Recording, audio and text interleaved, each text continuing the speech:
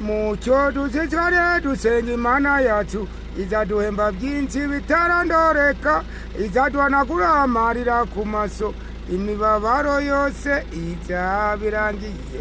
Eliya we yawe yakaze mu bimubabaze, ariko we yaranze yakoreye Imana. Aleluya, amen. Kamera ko bikurikiranye.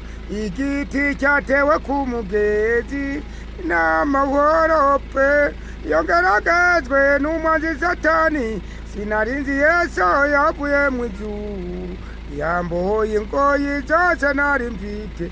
Aleluya, nsigaye ndirimba Yesu, rwose ni igitangaza ko Yesu yankijije, n'umukawa wera ni uzonyobora, uzangezi wanze mw'ijuru amakoro.